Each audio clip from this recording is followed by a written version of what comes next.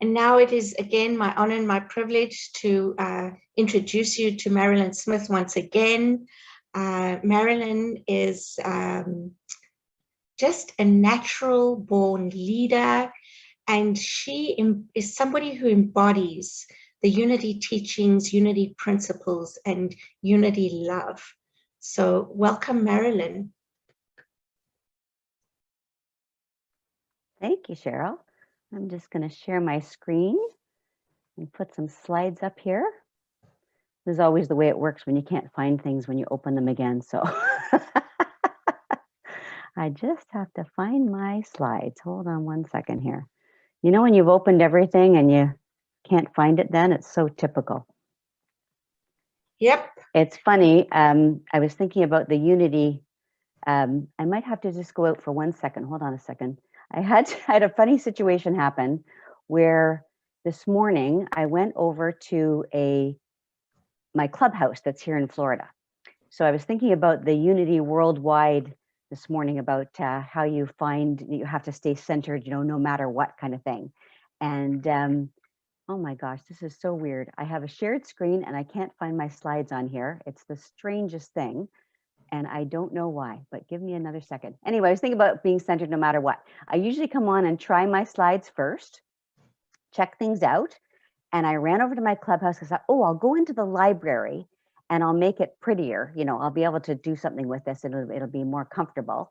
And lo and behold, I couldn't actually use the internet there. So there I am at 10:20 this morning thinking, oh my gosh, I have to get onto the internet because they're going to think I'm not coming, right?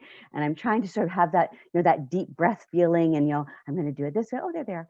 Yay for slides.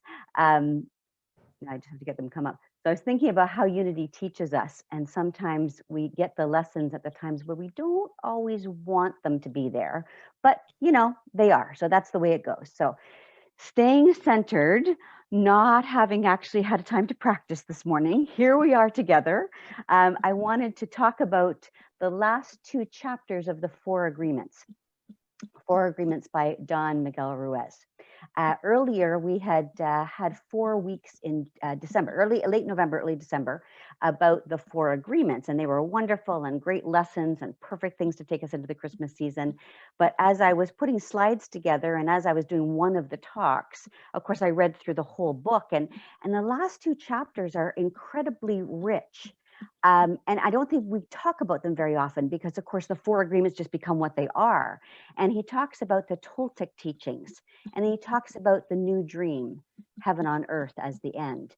And I thought, what a perfect place to take into the Easter week on this Palm Sunday, to go to heaven on earth, where we don't need to wait for something. We need to consider what we're doing right here and right now and make these things rise up. When Trish and I were talking about songs for this week, we both were on a very similar wavelength of the rise up idea. And the song We Rise Again has a really special place in my heart. My daughter loved this song as a child. And we used to put a cassette tape on in the car, and if we were driving around or taking a trip together and we go off to a cottage or off to visit friends or whatever, we'd sing this song at the top of our lungs and try to hit all the high notes and love every minute of it. And I just told her the other day, I'm at Unity this week and I'm doing We Rise Again. And she's like, oh, I love that song. So even 25 years later, she's still saying, I love that song. So it has a special place in my heart, kind of gives me goosebumps. So I'm going to do some readings from the book here. You can see all my sticky notes. I could probably go on for hours, but we'll try to keep this at a reasonable time frame. But let's talk about the new dream, about heaven on earth, according to Don Miguel Ruiz. A little bit of just review from what we learned from those 4 weeks that we were together in late November and early December of last year. First agreement is be impeccable with your word. Martha Creek told us that the words are a contract. So when they come out, you must consider what they're taking out to the universe. And there's no need to ever correct others. We're always only putting ourselves into a corrected course. She suggested that we listen to others fully and wait 5 seconds to respond. Sometimes our automatic responses are old responses, rote responses, spaces that we just automatically think something and don't think that, wait a minute, maybe I've changed. As Charles Fillmore said that Cheryl just mentioned, maybe I've changed my mind because I have the right to do that. And she suggested too, which I thought was kind of funny, this is not in the book, release the need to impress with any big words. The idea of speaking in a space where everybody can understand, where people are comfortable, that the idea of being the speaker does not mean you need to know the dictionary. The idea is to be impeccable with your words so other people understand. The second agreement is don't take things personally. It's probably one of the hardest lessons of all, because oftentimes we misunderstand something. We don't know where it comes from. We don't know what kind of day the other person is having. It's always a possibility that we're not meant to take things personally, and we might be doing that in error. Sheila May, a licensed Unity teacher, was our speaker that week, and she said, I like this phrase, get curious instead of furious. So rather than letting the anger rise up or letting the defense rise up, ask the question, what do you mean by that? Can I ask you more? Tell me more, which is a little more fun than taking it personally and then maybe just being offended. Wayne Dyer has a favorite line, do you spend your life looking to be offended? And the idea of saying, when you're taking offense to something, look into it further. What is it bringing up in ourselves that we have a lesson to learn, which is always good for don't take it personally. We often have more energy when we reduce stress in our life, and the M words, impossible, can become I am possible by simply adding a letter. And we always have the choice to not take things personally. Third agreement was don't make assumptions. Don't make assumptions, meaning that we want to be honest with our needs of self-care. We want to be honest with our needs for other people and understand they need self-care. Wendy Carr, a licensed Unity teacher we've often had speak at Unity, says practice not knowing. Kind of like what I just mentioned about asking the questions. Be inquisitive. Tell me more about that. And we cannot be mistake-free, but we can be blame-free, in the sense of if we're being impeccable with our word, if we're not taking it personally and not making assumptions, it means that every opportunity to have a mistake happen is a place to correct any error, move to a different course. And always check in with yourself and be willing to ask the question, why? Why is this a problem? Why is this something that bothers me? Why do I feel something that I have to defend? And lastly, I was with you on December 20th for the fourth agreement, always do your best. Don Miguel talks about always doing your best will be different in every situation. There's situations in life where we can't do what we would call the best. It's just our best in this moment. And sometimes when people struggle through grief, disappointment, situations, we have to know that sometimes they're doing the best they can with what they have, and that's okay. He says, do not be the judge or the victim. And we have these things within us. These are not real beings. They're just parts of our personality, parts of our knowing, and parts of things that we can put aside and say, wait a minute, am I judging or am I being a victim? Do I need to do that? Do I need to change things? And of course, because it was Christmas, we took on the fact that everybody is a joy-filled gift to the world. In the Toltec teachings that Don Miguel puts into the fifth and sixth chapters, he talks about things that go on in the teachings of the fact that to have heaven on earth, that we need to consider all of the things that we're doing now, and often we do them rote. So he talks about, I put in the words have, do, be syndrome. That's actually from Conversations with God. Have, do, be syndrome is if I have something and wait till I have it, it will be better. If I wait to do something and complete it, then I'll be able to look into this good or that good. I'll be something after something happens. And you can watch people go through life like this, you know, when I'm done school, when I get my driver's license, when I get married, when I get divorced, when I have children, when my children are grown, when I get a job, when I get the right job, when I retire, 1,000 reasons to put off being. And he talks about having a being. And I'm just going to read quickly from page 94. I've got all my little sticky notes in here to make sure I can find them again. Who stops us from being free, he says. We blame the government, we blame the weather, we blame our parents, we blame religion, we blame God. Who really stops us from being free? Well, actually, we stop ourselves. What does it mean to be free? Sometimes we get married and we say we lose freedom, then we get divorced and we're still not free, as I mentioned before. What stops us? why can't we be ourselves? We have memories of long ago when we used to be free. We loved being free, but we have forgotten what free really means. And unfortunately, that takes us to the next part that says he wants people to unlearn, become a child again. When people are living in a childlike mindset, they find joy in the smallest things. Children aren't afraid to share their joy. They laugh out loud about things and they giggle about the same things all over again. They also show emotion very comfortably. They'll cry if they're sad.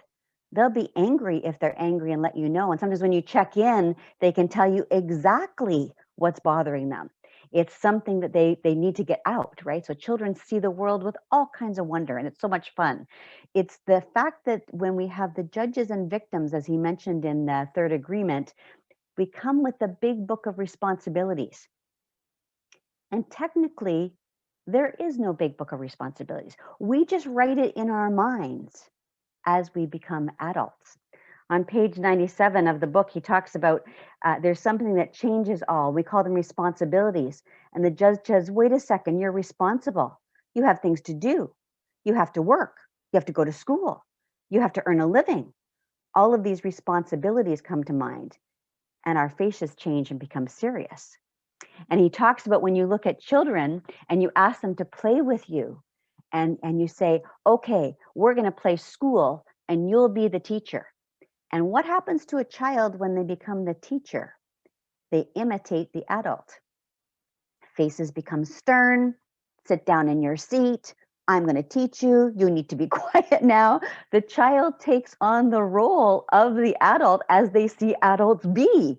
And then we know that if that's the reflection from the children, we know that we're probably spending too much time being in that judge and victim place as adults. So we need to revert back to that.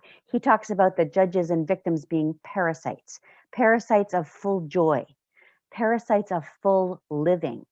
And he goes on to talk about, I put the page numbers in there, by the way, so if you want to read along with anything, or if you want to go back and look at this again, there's some page references. He talks about the three masteries of the Toltecs. And the Toltecs are people that we call them maybe magical. They choose to live in a childlike state. The idea is not to be childlike in the sense of what to do with life, but childlike in the response to things and being very truthful with the response. The three masteries he's talked about is the mastery of awareness, the mastery of transformation, and the mastery of intent. And the mastery of awareness, I think, might be one of the hardest ones, because our awareness a lot of times comes from what we learned and how we grew up and who taught us, and teachers, parents, friends, whatever. The mastery of awareness is getting really comfortable with being aware through all of the four agreements. I was thinking about what is on our social media. And I wonder if any of you have your phones with you right now, if you wanted to click on your Facebook really quickly and see what's on your social media, because that's a reflection really of how you're living your life. All of these little devices, by the way, have microphones and have ways to be able to hear things. When you're talking about something, it goes into these devices. And if you have an Alexa, you'll get some answers too sometimes. So I'm just thinking about, there's what's on my Facebook today. Accept what is, let go of what is, and have faith in what will be. That's one of the first things come up. I've got a thing about some new glasses for a particular eye disease because I'm in that kind of industry. I've got a really neat picture of the sunset that I took the other night over at our clubhouse and pool. The idea is to look and see what's there. I noticed last night on my Facebook that I had an advertisement for some kind of dog rescue remedy. It was a remedy for dogs that are in distress. So through thunder and lightning or through fireworks or whatever. I don't have a dog. I haven't had a dog since I was a kid. And interestingly enough, a neighbor of mine came over, was talking about a friend with a new puppy. And the new puppy is having some distress when she leaves the house. So she was talking about this rescue remedy and using thunder jackets and stuff like that so the dog would be more comfortable. That's what came up on my Facebook. So my phone listens, and the universe, as we know, is always listening. So to have the awareness of what we're putting out there, and we know with Unity teachings, we know it comes back. The second mastery is the mastery of transformation. Are we willing to transform? Are we willing to take things and do them differently? And again, I can invite you to try things. Try to change the routine you do in the shower. That's the silliest thing ever, but I'll tell you, most of us have a routine. I like to wash my hair first, put some conditioner in, and then wash my face and body, do all this stuff you got to do, wash my face off again and take the conditioner out. There's things I do. If I don't do it in order, it doesn't feel quite right. I even have goofy games on my iPad, and I like to play them in a certain order. I realize I do this one, then I do that one, then I do that one. So if I get them out of order, it feels, kind of uncomfortable. Can you imagine the rote things we know from childhood, the rote things we were told that we thought were the truth, but maybe aren't exactly the truth, or we've chosen to not accept them as the truth anymore, but sometimes come up very rotely. So when it comes to the mastery of transformation, transformation is a very conscious thing to do, because we must analyze what we're actually thinking and what pops up from the subconscious. And again, that's usually those long-term memories that we have. The mastery of intent is the final one. With intention, do we move forward?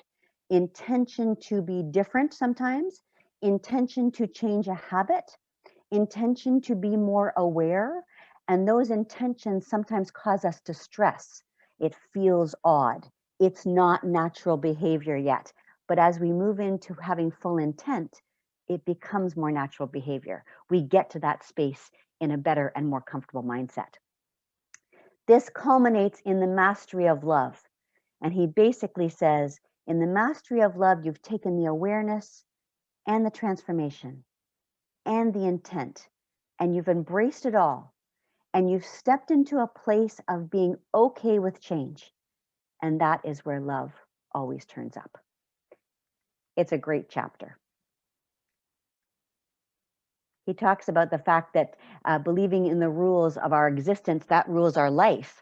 The belief system we create is like a little box, and we can put ourselves inside the box. And we cannot escape it because we do not believe we can escape. And there's tons of metaphorical stories about not being able to escape something that's easily escapable. That is our situation. Humans create their own boundaries, their own limitations. We say what is humanly possible and not possible. And then just because we believe it, it becomes our truth. So just because we believe something is not always the truth. We have to investigate it, look at it, figure out awareness, transformation, and intent. We also need to forgive ourselves and forgive the folks that might have brought any harm to us. This takes into effect the agreements 2 and 3. And I've said on the slide here, I do believe it's probably the most difficult task. I honestly think that the forgiveness part sometimes of ourselves is easier, although sometimes a longer task, than to forgive the others that may have done us harm, because sometimes those, again, don't come to the surface until we get very aware of what has bothered us, or what memories turn up, or what can give us stress or stop us in our tracks. We need to break generational cycles of any kind of harm that go on. And I remember Bob Proctor saying, people come with the best they have. They do the best they can with what they have. So if they don't have much, sometimes they don't bring much. And that's where the forgiveness ends come through. It's not a condoning of behavior, as we know. It's not saying, oh, it's all okay. It's saying, you have passage through my mind with freedom. I do not get stuck when that memory turns up. I let it have free passage. I am not allowing any other rental in my brain to take over and tell me what to do. And that's breaking of cycles, going through forgiveness. If it's forgiving yourself or forgiving any harm you may have done, you can make amends where you can. And a lot of 12-step programs will talk about making amends where you can. Write letters and ask for forgiveness. Explain a situation if you need to make it more understandable.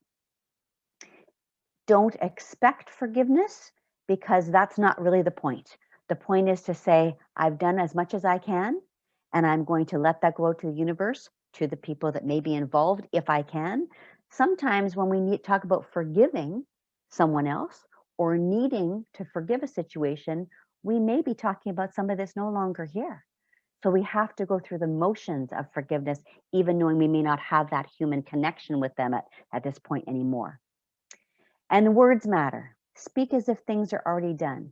If we want to look at everything in the future, it will stay in the future. So we stay positive. We look at it as always being done. It's being truthful about the past and being truthful about your needs and wants. What are the things you see being true? Oftentimes, in Unity, we'll make vision boards in classes and put those things about the future. We need to be honest about that stuff. If we're just going to stay in a place, we can't get through forgiveness because we need to be honest about where it's come from. And that can be some difficult stuff. And then pull it out to the forefront and then analyze and move through whatever it is. Sometimes that takes professional therapy. Sometimes that takes a lot longer than we think it will. Sometimes it turns up again years later and you didn't even know, you just get sideswiped. Wow, where'd that come from? But a situation takes you there. It's just always knowing you can go back into your mental capabilities, back into the subconscious, and know that your words matter. Get centered. Take the deep breath. Go back to that Unity saying, staying centered no matter what through this year, and work through this. Miguel talks about embracing going into the desert and going into page 108. I very much like this because I think I would consider it like the dark night of the soul. Going into the core agreements is what I call going into the desert. When you go into the desert, you meet your demons face to face. After coming out of the desert, all those demons can become angels. Practicing the 4 agreements is a big act of power. Breaking the spell of black magic in your mind requires great personal power. Every time you break an agreement, you gain extra power. You start by breaking agreements that are very small. So you can start with the small things, move through it.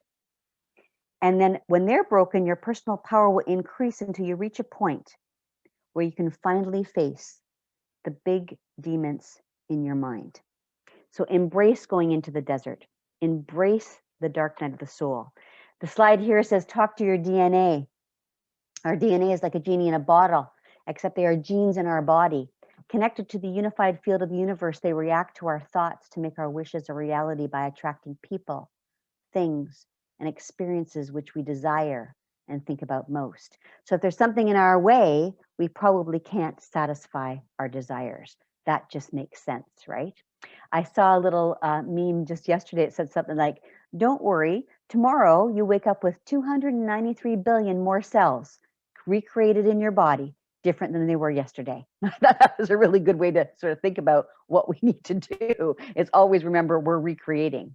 Be open to learn, but maybe unlearn and then relearn. And all of that is an ongoing process till the day we leave this human existence. Be the one who breaks the cycle. Thank you, Norma, for this one. I think this was on your Facebook. If you were judged, choose understanding. And if you were rejected, choose acceptance. And if you were shamed, choose compassion. That's probably the hardest one of all, is shame. Be the person you needed when you were hurting, not the person that hurt you. Vow to be better than what broke you, to heal instead of becoming bitter so you can act from your heart and not your pain. And then we have to have the situation where we're going into renewal and rebirth. This is the Easter week. It's what we often talk about in this week. The best way to say, I love you, God, is to live your life doing your best. And of course, that's the final agreement. Always do your best. Don Miguel says, I want you to forget everything that you have learned in your whole life. This is the beginning of a new understanding, a new dream. One of my mentors, Mary Morrissey, says, every day is a brand new baby day, which means that every day is New Year's Day. We get to make the new affirmation. We get to decide on what we're going to do. It doesn't have to be January 1st. Renewal and rebirth are an inside job. We go in our mind and in our subconscious. We find out what are the things that are holding us back and what do we have to do to make that different. I first heard Bob Proctor say, what you think of me is none of my business, but I also heard it from Wayne Dyer at a later time, so I don't know who said it first. But what you think of me is none of my business is so powerful because so many of us, and I've done it myself, I have to stop myself sometimes in being concerned about other people's opinions. And people always have opinions. And not all of them are right. Interestingly enough, some of them are very wrong, but we take them on if we are hearing or judging ourselves and being that victim nature that he talks about in this book. We don't want to go there. It's none of my business. That's not to say we don't think about mentors and people with good advice and coming to situations where we can gather together in like-minded places. But if somebody is giving anyone grief, but they're following a path, what you think of me is none of my business. And you actually can't make a mistake. Every mistake is a lesson to learn. Do the best that you can is agreement 4. And the idea of doing the best you can means you are always taking on that next step to being the best you can be. So mistakes are simply lessons along the way. Down in the bottom corners, the first key to creating heaven on earth is to accept yourself just the way you are right now. Don Miguel's son, Miguel Angel Ruiz, says, just imagine becoming the way you used to be as a very young child, before you understood the meaning of any word, before opinions took over your mind. The real you is loving and joyful and free. The real you is just like a flower, just like the wind, just like the ocean, just like the sun. And lastly, he talks about where is heaven? Where is heaven? Well, on page 103, again, I'll just open my book again here. At best, being a warrior gives us an opportunity to transcend the dream of the planet and to change our personal dream to a dream that we call heaven. Well, heaven, just like hell, heaven is a place that we can exist within our own lives. It exists in our mind, so we can choose what it is. But heaven is the place of joy, a place where we are happy, where we are free to love and to be who we really are. We can reach heaven while we're alive. We don't have to wait until we die. God is always present and the kingdom of heaven is everywhere. But first we have to have the eyes and ears to see and hear that truth.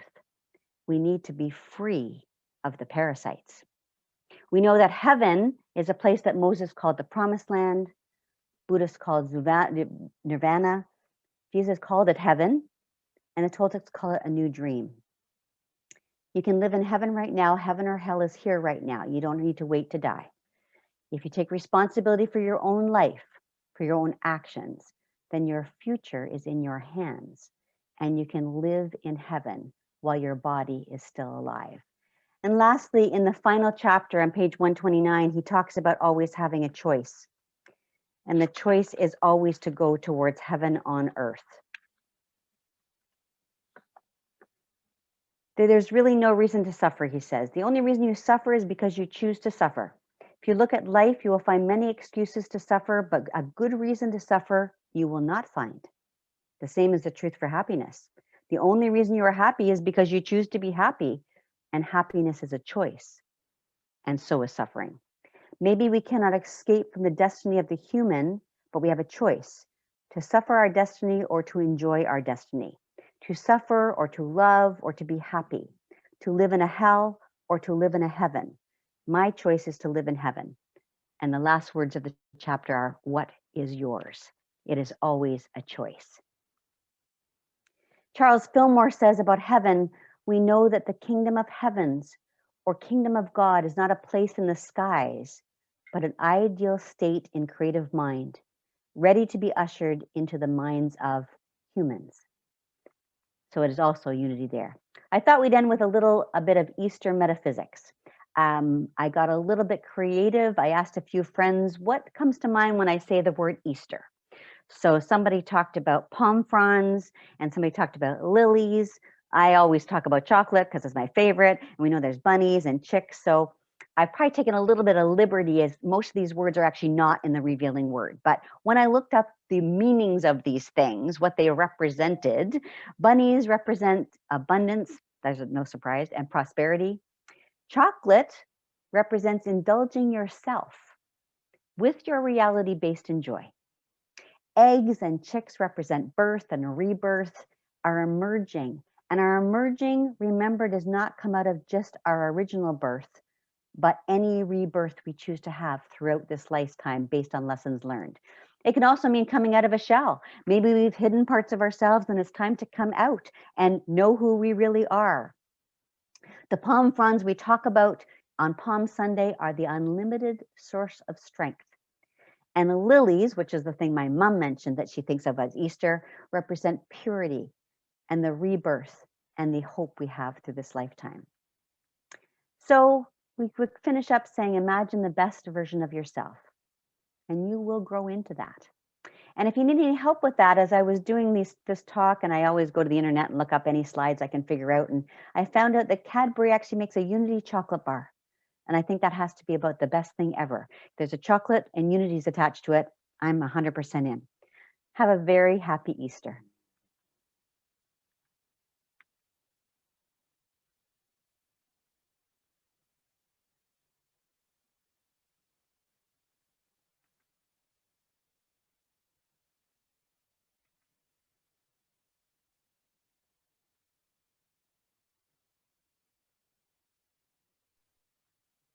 That was wonderful, Marilyn. I thoroughly enjoyed it. So much richness, so much information. It made me want to read the book again. And then I'm sitting here and I'm like, oh my gosh, I read it so long ago, and you're reminding me of these things. And then I'm like, oh, wouldn't that be a wonderful book study or a spirit group? Or it's just what you brought out of it was so rich and inspiring.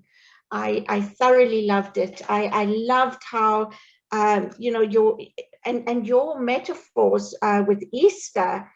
Wonderful, wonderful, wonderful. Thank you for that. Thank you for creating something new for us to contemplate and think about. Passaged, through my mind with freedom, not getting stuck. I love that. Passage through my mind with freedom, just passing through, not getting stuck, and embracing going into the desert. Victim represents the warrior, the warrior refraining. There's just too much in there. I'm going to have to listen to it again. Thank you. I actually felt the 2 chapters could be a whole book study. It was actually hard to narrow down a few slides to say, okay, where's the topics going to come from? Because I just loved it all. So that's why I had 800 sticky notes all over this book. So. And I was making sticky notes as you were talking, and I'm like, this is rich. It's definitely something that I want to revisit. And I was sitting here and I was smiling, and I felt like you were talking to me, and it felt warm and loving, and it was just beautiful. Thank you, thank you, thank you. My pleasure. And I'd like to just say this was a joy to always be here, and you know that. And let's move into a bit of quiet meditation.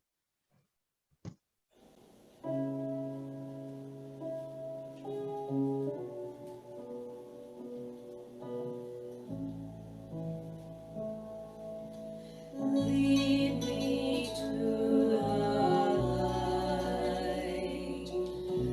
Lead me to the light. Help me to make it through. Lead me into the light. Make my eyes to see all that I can be. Help me to see it through. Lead me into the light. Turn my mind today. Take your hurt away. Help me to be with you. Lead me into the light.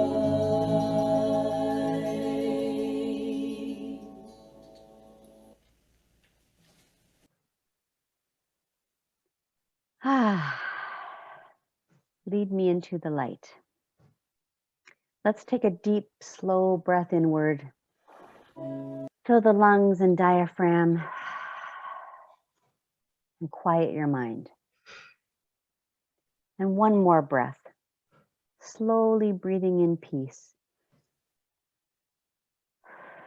Slowly breathing out love. Breathing out that love for yourself and for all of those that walk through your mind. Softly close your eyes, your outer eyes if that's comfortable, and move into your mind's eye. Can you imagine for a moment? Imagine a photograph of yourself, your younger self, maybe 3 or 4 years old, when you're at the time of being a playful child. Pour your love out onto that child and assure them that Spirit is always with them and always their trusted guide. The lessons we've learned to date are now learned. And while there are more to manage, and we know that goes through a whole human lifespan, we see them with a softer heart, and we're more curious than fearful, and have a different outlook on learning. Everything is brighter, and everything is clearer. In another cleansing breath, and we can gently say, we rise again. We rise again, and everything is new. We rise again in the faces of our children. We rise again in the face of that young child in our mind. We rise again in the waves of the ocean, and we rise again in the voices of our song. Fill yourself with the joy of knowing, truly knowing, the divine universe creates with you and knows no end of abundance, particularly the abundance of sheer happiness. And then we rise again, knowing that while our human journey ends, our spiritual journey continues. There is no heaven to wait for. It is right here, and it is right now. We only need to take the time and be inspired to use what is ours to use, to know that we are constantly co-creating, and to be eternally grateful. As we take another deep breath, gently return to our here and now. The deep cleansing breath, breath in and breath out. Embrace your inner child and feel the joy of life, knowing that you can release all past concerns and move forward with true joy, happiness, abundance, and peace. Take these words of the next song as your own. It is a favorite, and I'm sure it will be a favorite of yours. Bring it on. My next thing to do. I am ready and everything's new. As we said in our talk, it's New Year's Day. It's a brand new baby day, a time for rebirth and renewal. Embrace it, love it, and be glad for it. Happy Easter and namaste.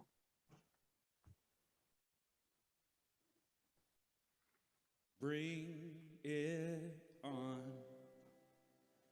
Everything new, everything different, everything true. I am ready for my next thing to do. Oh, I know it's gonna be everything new. I'm through crying, I'm through waiting, I'm through hoping against all hope.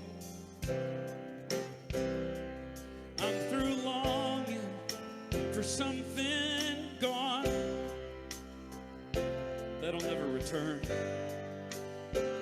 Think I finally learned to bring it on. Everything new, everything different, everything true. I am ready for my next thing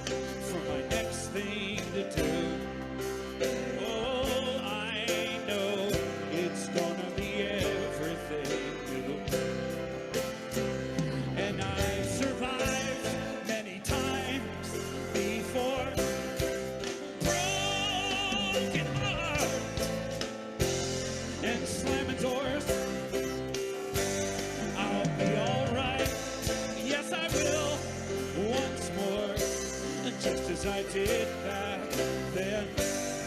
I'm gonna rise again, so bring it on. Everything new, everything different, everything true.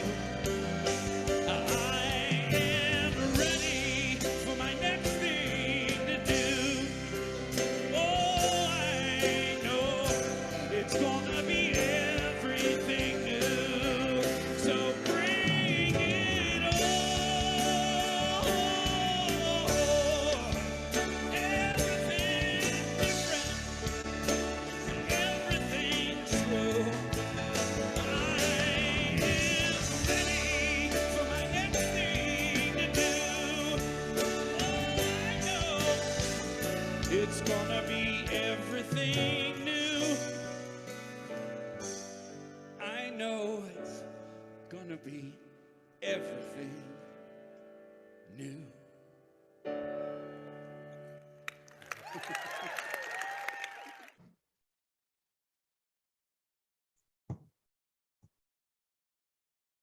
What perfect choices of music as well, like just in so many different ways, for today's day and age, the times we're going through, and for Easter, beautiful, and for Pesach. So thank you, thank you, thank you. And yes, our gratitude expresses as peace, love, and joy. And we are gratefully and wonderfully blessed by you, Marilyn. So thank you once again.